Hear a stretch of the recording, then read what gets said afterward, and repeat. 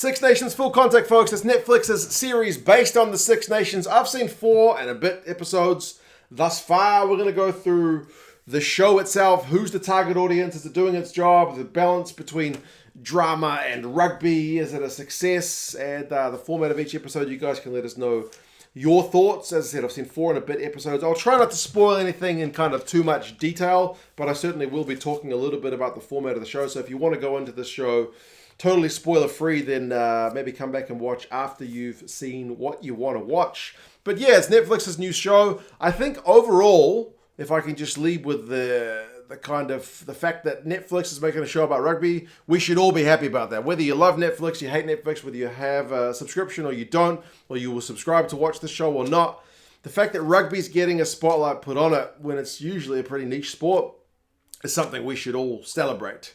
I am not a regular Netflix subscriber, but I did subscribe to Netflix to watch this show, which I feel like a certain proportion of rugby fans will do. Netflix, in terms of getting their target audience of people to increase subscriptions, will certainly generate some subscriptions through this. Whether that relates into or converts into kind of long-term Netflix subscribers is one for Netflix to worry about. But yes, certainly some of us diehard rugby fans will get Netflix to watch this show. And on the other hand, hopefully a few people who already have Netflix, who are either casual rugby fans or maybe not even rugby fans, but are sports fans or whatever, will tune into this show. And even if 5%, 2% or whatever kind of catch the rugby bug from watching this show, then that is a success. That is obviously the game for both parties to increase that kind of interest. And we've seen it with Drive to Survive. That's the Formula One series, which I think did a really good job of talking about the drivers and the teams and the team managers and all the technology of the sport and promoting the sport. Like, it's been one of the greatest ads for Formula One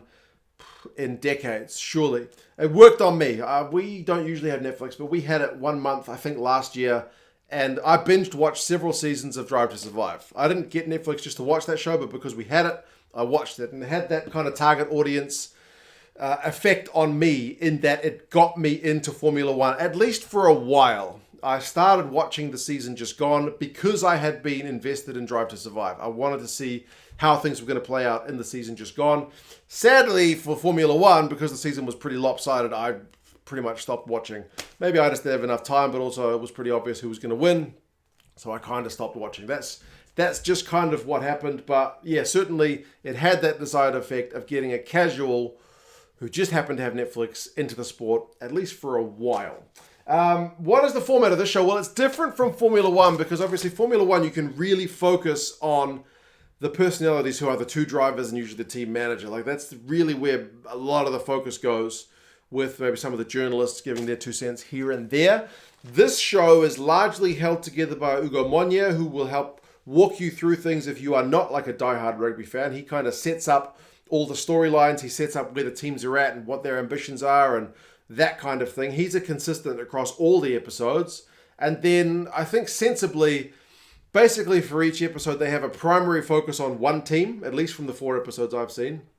And then maybe a secondary focus on another team. So for example, episode 1 is mostly about Scotland and it's a little bit about England. They largely focus on that Scotland-England game from the Scotland point of view for the most part. It's like when you watch those nature documentaries, some guy's got a comedy bit about it, how like you watch the lions hunting the zebras, and when it's a lion documentary, you love the lions. You go and get that bloody zebra, and then when it's a zebra documentary, you want the zebra to get away from the lion. So it's the same thing. When it's the Scotland episode, you kind of find yourself rooting for Scotland.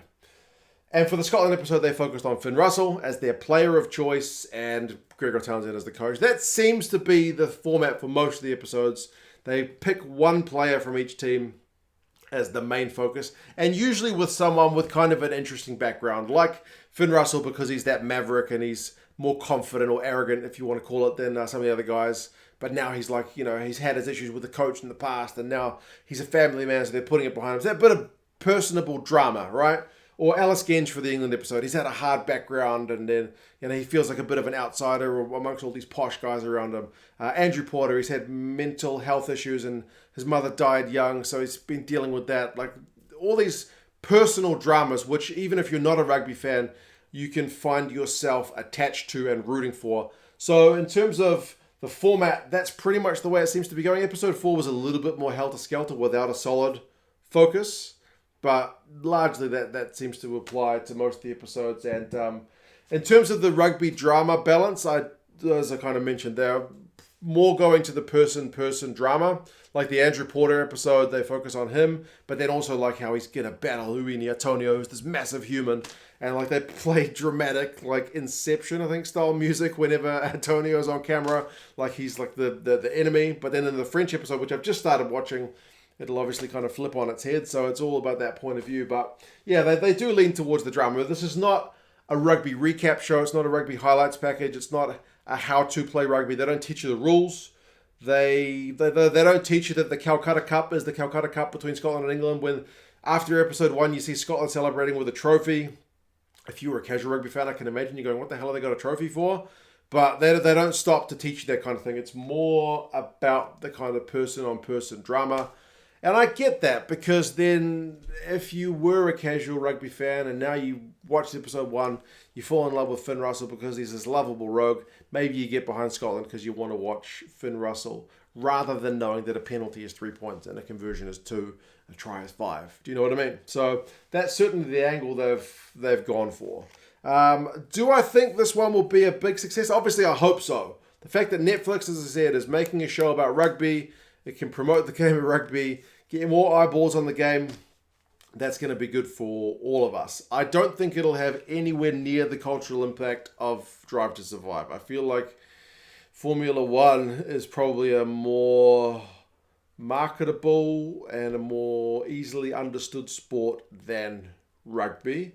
Rugby's a harder sell just in terms of getting someone who's not had any background with it into the sport. But from what I know about like the gap between people who follow international rugby and then people who follow club rugby, there's a lot of people in that only really follow international rugby group.